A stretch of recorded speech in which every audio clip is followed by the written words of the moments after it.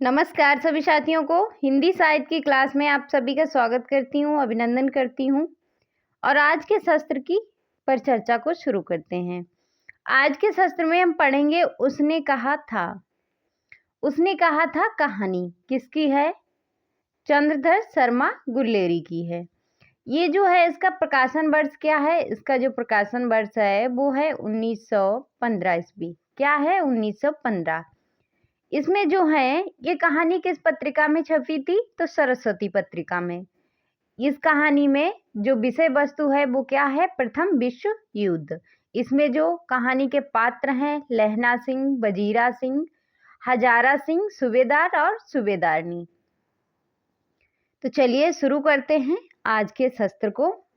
पहली पंक्ति है कि बड़े बड़े शहरों के इक्के गाड़ी वालों की जवान के कोड़े से जिनकी पीठ छिल गई है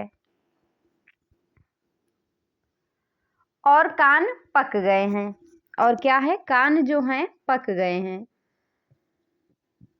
उनसे हमारी प्रार्थना है कि अमृतसर के बाबू कार्ट वालों की बोली का मरहम लगावें। जब बड़े बड़े शहरों की चौड़ी सड़कों पर घोड़े की पीठ चाबुक से धुनते हुए इक्के वाले कभी घोड़े की नानी से अपना निकट संबंध रिश्तित करते हैं, स्तर रख करते हैं, कभी राह चलते पैदल की आंखों के ना होने पर तरस खाते हैं और कभी उनके पैरों की उंगलियों के पोरों की चीत कर अपने ही को सताया हुआ बताते हैं और संसार भर की गलिन निराशा क्षोभ के अवतार बने नाक की सीध चले जाते हैं, यानी नाक के सीधे चले जाते हैं। तब अमृतसर में उनकी बिरादरी वाले तंग चक्करदार गलियों में हर एक लड़ी वाले के लिए ठहर कर सब्र का समुद्र उमड़ाकर बचो खालसा जी, हटो भाई जी, ठहरना भाई, आने दो लाला जी, हटो बच्चा,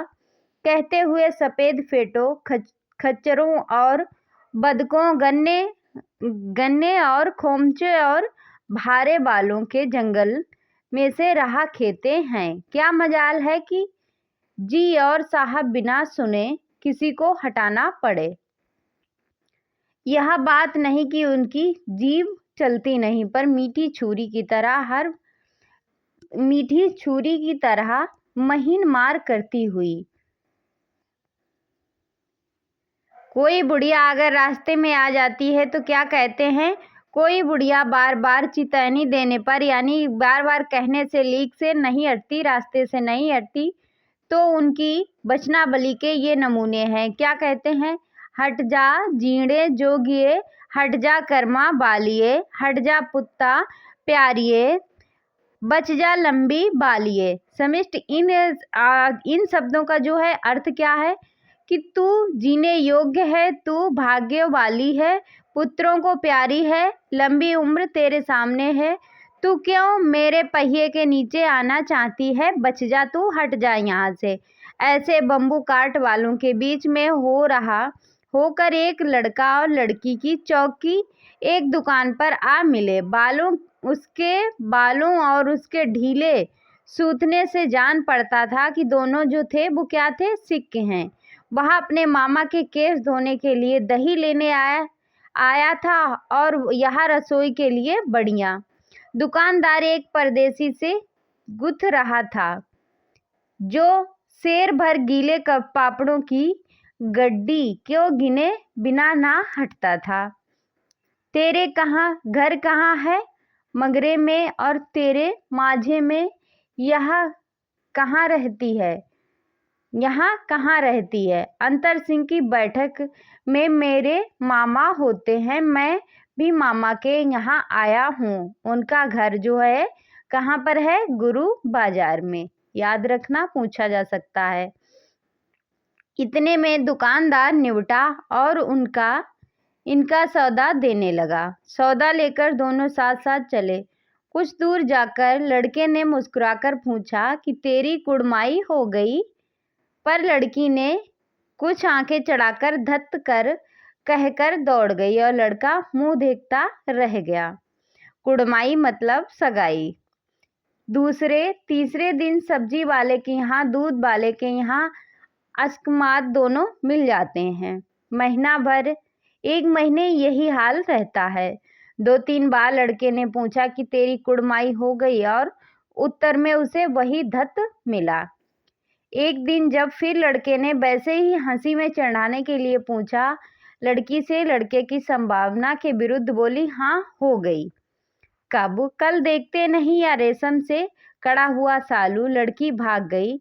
लड़के ने घर की रहाली रास्ते में एक लड़के को मोरी में ढकेल दिया, एक छबड़ी वाले की दिन भर की कमाई खोई, एक कुत्ते पर पत्थर मारा और एक गोभी वाले के ठेले में से दूध उड़ेल दिया। सामने नहाकर आती हुई किसी वैष्णवी से टकराकर अंधे की उपाधि पाई, तब कहीं घर पहुंचा। ये जो है पूछा गया था कि लड़के से जब उसने कह दिया कि हाँ मेरी कुड़माई हो गई, तो लड़के ने क्या क्या रिएक्शन किए थे। राम राम, यहाँ भी कोई लड़ाई है। दिन रात खंदकों में बैठे, हड्डियां अकड़ गईं। लुधियाना से 10 गुना जाड़ा और मेह और बर्फ, ऊपर से पिंडलियों तक कीचड़ में धंसे हुए, जमीन कहीं दिखती नहीं। घंटे 2 घंटे में कान के पर्दे फाड़ने वाले धमाके के साथ सारी खंदक जो थी वो हिल जाती और 100-100 गज धरती उछल पड़ती। इस गोले से तो बचे तो कोई लड़े। नगरकोट का जलजला सुना था। यहाँ दिन में 25 जलजले होते हैं। जो कहीं खंदक से बाहर सफा या कुहानी निकल गई तो चटाक से गोली लगती है। ना मालूम बेईमान मिट्टी में लेटे हुए हैं या घास की पत्तियों में छिपे हुए हैं। लहना सिंह और 3 दिन हैं। 4 तो खंदक में बिता ही दिए। परसों रिलीफ आ जाएगी और फिर 7 दिन की छुट्टी। अपने हाथों झटका करेंगे और पेट भर खाकर सोए रहेंगे। उसी फिरंगी मेम के बाग में मखमल का सा हरा बाग और घास है। फल और दूध की वर्षा कर देती हैं। लाख कहते हैं, दाम नहीं लेती। कहती हैं तुम राजा हो, मेरे मुल्क को बचाने आए हो। उसके बाद 4 दिन तक एक पलक नींद नहीं मिली। बिना फेरे घोड़ा बिकता है और बिना लड़े सिपाही। मुझे तो संगीन चढ़ाकर मार्च का हुक्म मिल जाए, फिर 7 जर्मनों को अकेला मार दूं, यानी 7 लोगों को अकेला मैं मार कर ही लौटूं, तो मुझे दरबार साहब की देहली पर माथा टेकना नसीब ना हो। पाजी कहीं के कालों के घोड़े संगीन देखते ही मुंह फाड़ देते हैं और पैर पकड़ने लगते हैं यों। उसके बाद अंधेरे में 30-30 का मन का गोला फेंकते हैं।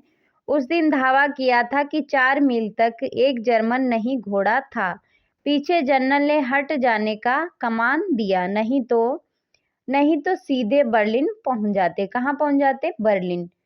सूबेदार हजारा सिंह ने मुस्कुराकर कहा कि लड़ाई के मामले जमादार या नायक के चलाए नहीं चलते। बड़े अफसर दूर की सोचते हैं और 300 मील का सामना एक तरफ बढ़ गए तो क्या होगा? सूबेदार जी, सच है, लहना सिंह बोले, पर क्यों क्या? हड्डियों में तो जाड़ा धस गया है, सूर्य निकलता नहीं है और खाई में दोनों तरफ से चंबे की बावलियों से सोते झर रहे हैं। एक धावा हो जाए तो गर्मी आ जाएगी। यानी इतना तेज कोहरा जो है बर्फ जैसी गिर रही है। उद्यमी उड़ सिंगड़ी में कोले डाल। बजीरा, तुम 4 जने बाल्टियां ले कर खाई का पानी बाहर फेंको। महासिंह, शाम हो गई, खाई के दरवाजे का पहरा बदल दे। यह कहते हुए सूबेदार सारी खंदक में चक्कर लगाने लगे। वजीरा सिंह पलटन की विदूषक था। बाल्टी में गंदला पानी भरकर खाई के बाहर फेंकता हुआ बोला, मैं पाधा बन गया हूँ, करो जर्मनी के बादशाह का तर्पण। इस पर सब खिलखिलाकर हंस पड़े और उदासी के बादल फट गए। लहना सिंह ने दूसरी बाल्टी भरकर उसके हाथों में देकर कहा, अपनी बाड़ी के खरबूजे में पानी दो, ऐसा खाद का पानी पंजाब भर में नहीं मिलेगा। उसके बाद, हाँ, देश क्या है, स्वर्ग है। मैं तो लड़ाई के बाद सरकार से 10 गुना जमीन यहाँ मांग लूंगा और फलों के बूटे लगाऊंगा। लाड़ी होरा को भी यहाँ बुला लोगे। यह वही दूध पीने वाली फिरंगी मैम है। चुप कर, यहाँ वालों को शर्म नहीं। देश देश की चाल है। आज तक मैं उसे समझ ना सका कि सिख तम्बाकू नहीं पीते और वह सिगरेट देने में हट करती है, ओंठों में लगाना चाहती है और पीछे हटाता हूँ तो समझती है कि राजा बुरा मान गया, अब मेरे मुल्क के लिए लड़ेगा नहीं। अच्छा, अब बोधा सिंह कैसा है? अच्छा है। उसके बाद, जैसे मैं जानता ही नहीं हूँ। रात भर तुम अपने कंबल से उसे उड़ाते हो और आप सिगड़ी के सहारे गुजर करते हो। उसके पहरे पर आप पहरा देते हो, अपने सूखी लकड़ी के तख्त पर उसे सुलाते हो। आप कीचड़ में पड़े रहते हो, कहीं तुम ना मदे पड़ जाना। जाड़ा क्या है, मौत है, और निमोनिया से मरने वालों के मुरब्बे नहीं मिल सकते। किस बीमारी का जिक्र हुआ है? निमोनिया का। मेरा डर मत करो, मैं तो बुलेल की खड़क के किनारे मरूंगा। भाई कीरत सिंह की गोदी पर मेरा सिर होगा और मेरे हाथ के लगाए हुए आंगन के आम के पेड़ की छाया होगी। वजीरा सिंह ने त्योरी चढ़ाकर कहा, क्या मरने मराने की बात लग गई? मरे जर्मनी और तुर्क। हाँ भाइयों, कैसे?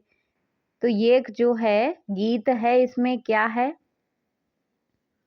दिल्ली शहर ते पिंजरों ना जांदिए, कर लेड़ा लौगा दा बापर माड़िए, कर लेड़ा नौड़ा दा सौदा आड़िए। ये जो है गीत है, याद रखना इसे। कौन जानता है कि दाढ़ी वालों घर बारी सिख ऐसा लुच्चों का गीत गाएंगे। पर सारी खंदक इस गीत से गूंज गई। उसके बाद सिपाही फिर ताजे हो गए, मानो 4 दिन से सोते और मौज ही करते रहे हों। इधर दोपहर गई, अंधेरा है, सन्नाटा छाया हुआ है। बोधा सिंह खाली बिस्कुटों के टीनों पर अपने दोनों कंबल बिछाकर, लहना सिंह के 2 कंबल और बरान कोट ओढ़कर सो रहा है। लहना सिंह पहरे पर खड़ा हुआ है, एक आंख खाई के मुंह पर है और एक बोधा सिंह के दुबले शरीर पर है। बोधा सिंह जो है करहा रहा है, क्यों बोधा भाई, क्या है? उसके बाद, पानी पिला दो। लहना सिंह ने उसके पानी का जो कटोरा बर्तन था उसके मुंह से लगाकर पूछा, कैसे? वो पानी पीकर बोधा बोला, कंपनी छूट रही है, रोम रोम में तार दौड़ रहे हैं और दांत बज रहे हैं, इतनी सर्दी लग रही थी। जरा मेरी जर्सी पहन लो। अच्छा, मेरी जर्सी जो है वो पहन लो। और तुम? वजीरा लहना सिंह ने कहा बोधा से, मेरे पास सिगड़ी है और मुझे गर्मी लगती है, पसीना आ जाता है ना, मैं नहीं पहनता। 4 दिन से तुम मेरे लिए। हाँ, याद आई, मेरे पास दूसरी गरम जर्सी है, आज सवेरे ही आई है, बिलाई से बुन कर भेज रही हैं मेमे, गुरु उनका भला करे। यूं कहकर लहना अपना कोट उतार कर जर्सी उतारने लगा। सच कहते हो? बोधा सिंह ने कहा। तो लहना सिंह ने कहा, और नहीं तो क्या, झूठ। यूं कहे कर ना ही करते बोधा को उसने जबरदस्ती जर्सी पहना दी और आप खाकी कोट और जीन का कुर्ता पहनकर पहरे पर खड़ा हुआ। मैम की जर्सी की कथा केवल कथा ही थी। आधा घंटा बीता, इतने में खाई के मुंह से आवाज आई, सूबेदार हजारा सिंह। कौन? लपटन साहब। हुकुम हुजूर। कहा कहकर सूबेदार तनकर फौजी सलाम करके सामना यानी हुआ। देखो, इसी दम धावा करना होगा। मील भर की दूरी पर पूरब के कोने में एक जर्मनी खाई है। उसमें 50 से ज्यादा जो हैं वो कौन है? जर्मन है। जर्मन जो हैं 50 से ज्यादा नहीं है। इन पेड़ों के नीचे नीचे 2 खेत काटकर रास्ता है। 3-4 घुमाव हैं। जहाँ मोड़ है वहाँ 15 जवान खड़े हैं। कर आया हूँ। तुम यहाँ 10 आदमी छोड़कर सबको साथ ले जा। उनसे जा मिलो। खंदक छीन कर वहीं जब तक दूसरा हुक्म ना मिले डटे रहो। हम यहाँ रहेगा जो हुक्म। उसके बाद चुपचाप सब तैयार हो गए। बोधा भी कंबल उतार कर चलने लगा। तब लहना सिंह ने उसे रोका। लहना सिंह आगे हुआ तो बोधा के बाप सूबेदार ने उंगली से बोधा की ओर इशारा किया कि लहना सिंह समझकर चुप हो गए। पीछे 10 आदमी कौन थे, इस पर बड़ी हुज्जत हुई। कोई रहना न चाहता था। समझा बुझाकर सूबेदार ने मार्च किया और लपटन साहब लहना की सिगड़ी के पास मुंह फेर कर खड़े हो गए और जब सिगरेट निकालकर सुलगाने लगे 10 मिनट बाद उसने लहना की ओर हाथ बढ़ाकर कहा, लो तुम भी पियो।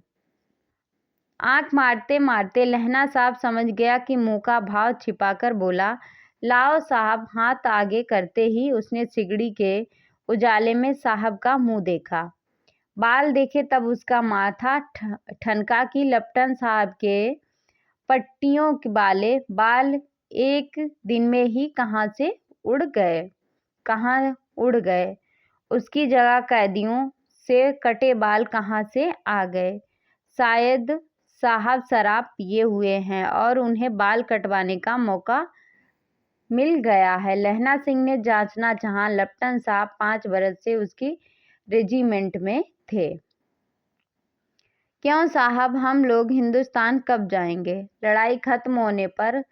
क्यों? क्या यह देश नहीं है? क्योंकि जर्मन का जो व्यक्ति था वो घुस आया था और लहना सिंह के पास वो ऐसा बर्ताव कर रहा था कि जैसे वो उसी के कैंपस का हो।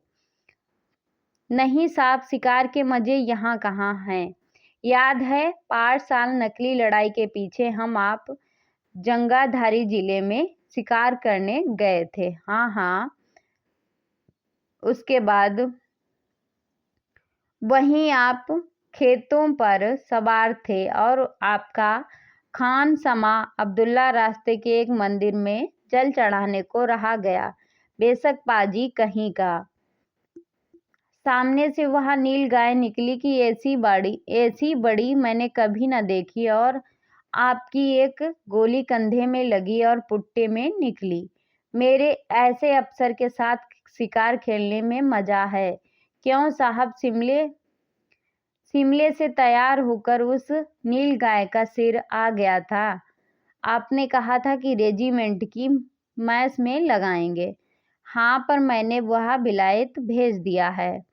ऐसे बड़े बड़े सींग की 2-2 फुट के होते होंगे। हाँ लहना सिंह, 2 फुट 4 इंच के थे। तुमने सिगरेट नहीं पिया?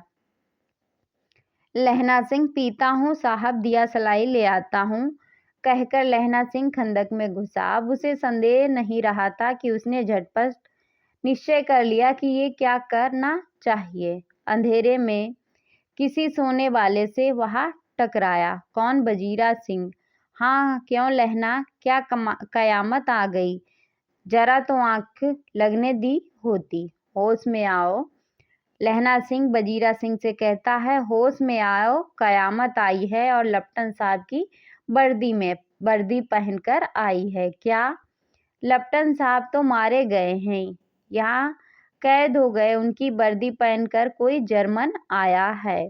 सूबेदार ने उसका मुंह नहीं देखा। मैंने देखा और बातें की हैं। सोहरा साफ उर्दू बोलता है, पर किताबी उर्दू, और मुझे सिगरेट पीने को दिया है।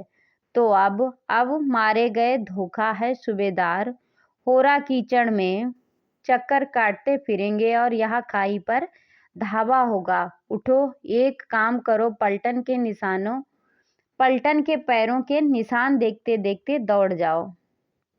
अभी बहुत दूर नहीं गए होंगे। सूबेदार ने कहो एकदम लौट आए। खंदक की बात झूठ है। चले जाओ, खंदक के पीछे से निकल जाओ। पत्ता तक ना खड़के, यानी पत्ता तक ना हिले। देर मत करो। हुक्म तो यह है कि यही ऐसी तैसी हुक्म की। मेरा हुक्म जमादार लहना सिंह, जो इस वक्त यहाँ सबसे बड़ा अफसर है, उसका हुक्म है। मैं लेफ्टिनेंट साहब की खबर लेता हूँ। पर यहाँ तो तुम 8 हो। 8 नहीं 10 लाख। एक एक अकालिया सिख 1.25 लाख के बराबर होता है। चले जाओ। लौटकर खाई के मुहाने पर लहना सिंह दीवार से चिपक गया। उसने देखा कि लेफ्टिनेंट साहब ने जेब से बेल के बराबर 3 गोले निकाले। तीनों को जगह जगह खंदक की दीवारों में घुसेड़ दिया और तीनों में एक तार बांध दिया था। तार के आगे सूत की एक गुत्थी थी जिसे सिगड़ी के पास रखा था। बाहर की तरफ जाकर एक दिया सलाई जलाकर गुत्थी पर रखने वाला था कि इतने में बिजली की तरह दोनों हाथों से उल्टी बंदूक को उठाकर लहना सिंह ने साहब की कोहनी पर तान देकर मारा। धमाके के साथ साहब के हाथ से दिया सलाई गिर पड़ी। लहना सिंह ने एक कुंदा साहब की गर्दन पर मारा और साहब आंख मीन गौट यानी बेहोश करते हुए बेहोश हो गए। लहना सिंह ने तीनों गोले बीन कर खंदक के बाहर फेंके और साहब को घसीटकर सिगड़ी के पास लिटाया। जेबों की तलाशी ली। 3-4 लिफाफे और एक डायरी निकाल कर उन्हें अपनी जेब के हवाले किया। साहब की मूर्छा हटी, यानी जैसे ही होश में आए लहना सिंह हंसकर बोला, क्यों लेफ्टिनेंट साहब, मिजाज कैसा है? आज मैंने बहुत बातें सीखी। यहाँ सीखा कि एक सिख जो है सिगरेट पीते हैं। यहाँ सीखा कि जगाधारी के जिले में नील गाय होती हैं और उनके 2 फुट 4 इंच के सींग होते हैं। यहाँ सीखा कि मुसलमान खानसामा मूर्तियों पर जल चढ़ाते हैं और लेफ्टिनेंट साहब खोते पर चढ़ते हैं। पर या तो कहो, ऐसी साफ उर्दू कहाँ से सीख आए? हमारे लेफ्टिनेंट साहब तो बिन डेम के 5 लफ्ज भी नहीं बोला करते थे। उसके बाद लहना ने पतलून की जो जेबें थीं उसकी तलाशी नहीं ली थी। साहब ने मानो जाड़े से बचने के लिए दोनों हाथ जेब में डाले। लहना सिंह कहता गया, चालाक तो बड़े हो, पर माझी का लहना इतने बरस लेफ्टिनेंट साहब के साथ रहा है। उसे चकमा देने के लिए 4 आंखें चाहिए। 3 महीने हुए एक तुर्की मौलवी मेरे गांव में आया था। औरतों को बच्चे होने के ताबीज बांटता था और बच्चों को दवाई देता था। चौधरी जो थे बड़ के नीचे मजा बिछाकर हुक्का पीता रहता था और कहता था कि जर्मनी वाले बड़े पंडित हैं, वेद पढ़कर उसमें से जो हैं विमान चलाते हैं, विद्या जान गए हैं, गौ को नहीं मारते।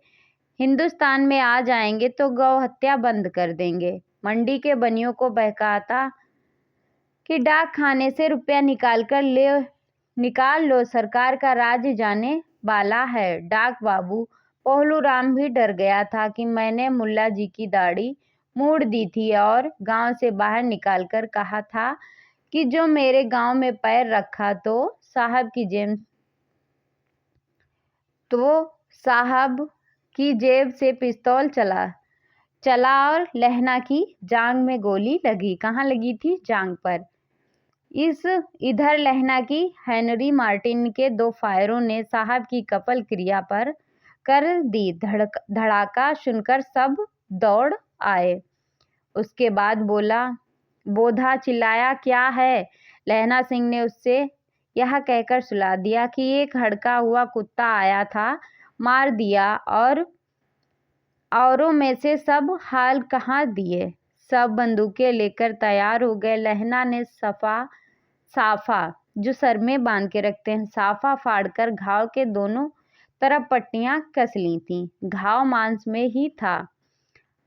पट्टियों के कसने से लहू निकलना बंद हो गया था। इतने में 70 जर्मन चिल्लाकर खाई में घुस पड़े। सिखों की बंदूकों की बाढ़ से पहले धावे को रोका, दूसरे को रोका। यहाँ थे 8, क्योंकि यहाँ खंदक में जो रह गए थे वो 8 थे। लहना सिंह तक कर मार रहा था। वह खड़ा था और लेटे हुए थे, और वे कितने थे? 70 थे। अपने मुर्दा भाइयों के सिर पर चढ़कर जर्मन आगे घुस आते थे। थोड़े से मिनटों में वे अचानक आवाज आई, वह गुरुजी की फतेह, वह गुरुजी की खालसा, और धड़ाधड़ बंदूकों के फायर जर्मनों की पीठ पर पड़ने लगे। ऐसे मौके पर जर्मन 2 चक्की के पाटों के बीच में आ गया। पीछे से सूबेदार हजीरा सिंह के जवान आग बरसाते थे, और सामने से लहना सिंह और लहना सिंह के साथियों का संगीन चल रहा था। पास आने पर पीछे वालों ने संगीन पिरोना शुरू कर दिया। उसके बाद एक किलकारी और अकाल सिख दी फौज आई। वह गुरुजी फतेह, वह गुरुजी दा खालसा, सत श्री अकाल पुरुष, और लड़ाई खत्म हो गई। 63 जर्मन यहाँ तो कराह रहे थे। सिखों में 15 के प्राण गए। सूबेदार के दाहिने कंधे में गोली आर पार निकल गई थी।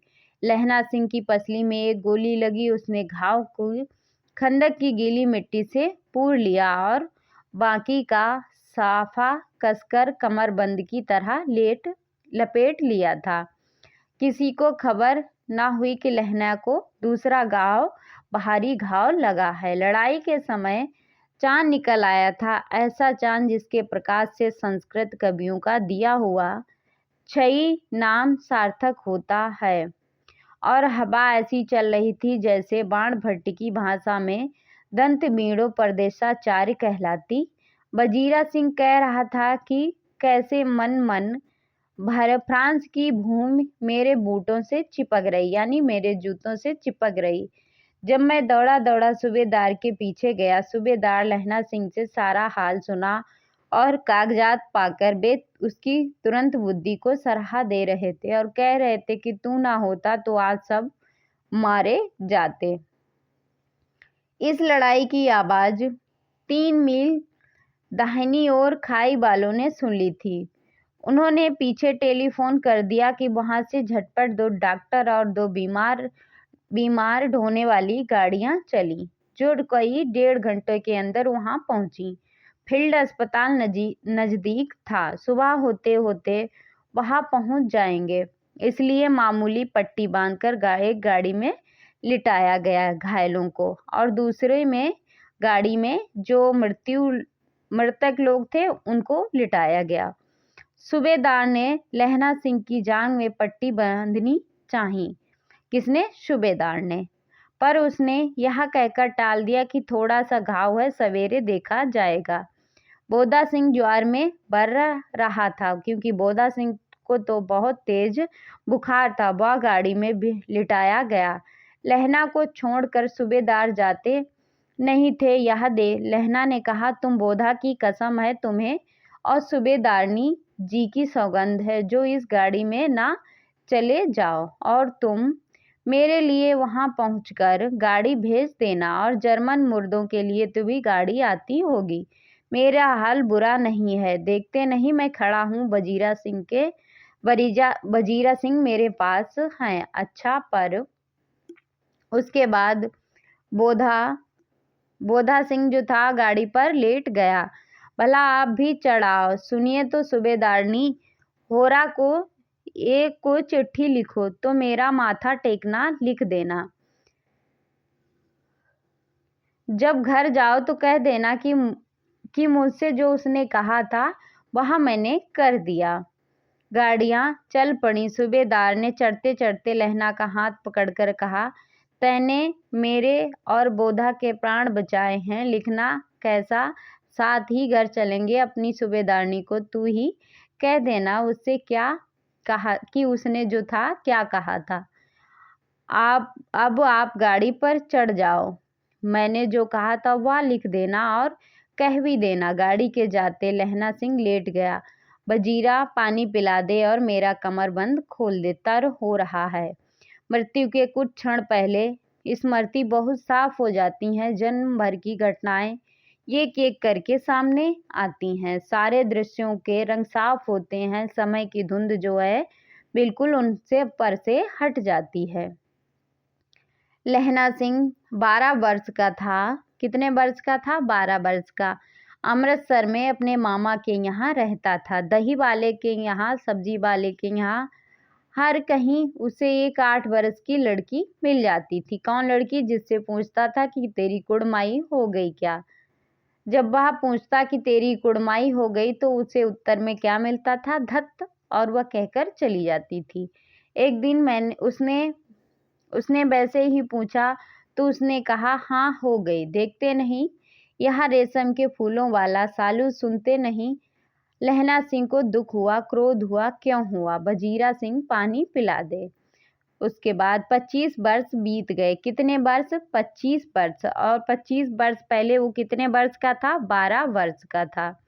अब लहना सिंह जो है नंबर 77 राइफल्स में जमादार हो गया। उस 8 वर्ष की कन्या का ध्यान ही नहीं रहा। तो वो लड़की कितने साल की थी? 8 वर्ष की। ना मालूम वह कभी मिली थी या नहीं। 7 दिन की छुट्टी लेकर जमीन के मुकदमे की पैरवी करने वह अपने घर गया था। वहां रेजिमेंट के अफसर की चिट्ठी मिली कि फौज लाम पर जाती है, फौरन चले आओ।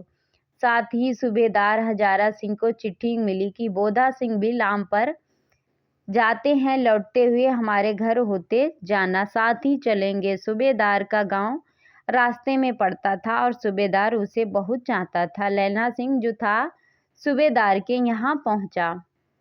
जब चलने लगा तब सूबेदार बेड़े से निकल कर आया। बोला, लहना सूबेदारनी तुमको जानती है, बुलाती है, जा मिल ले। लहना सिंह भीतर गया। सूबेदारनी मुझे जानती है, कब से रेजिमेंट के क्वार्टरों में से थे, कभी सूबेदार के घर के लोग नहीं रहे। दरवाजे पर जाकर मत्था टेकना कहे।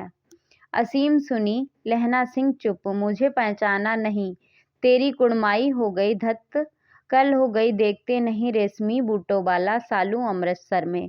ये वही सूबेदारनी थी जो लहना सिंह ने कहा था कि तेरी कुड़माई हो गई क्या। ये वही लड़की थी।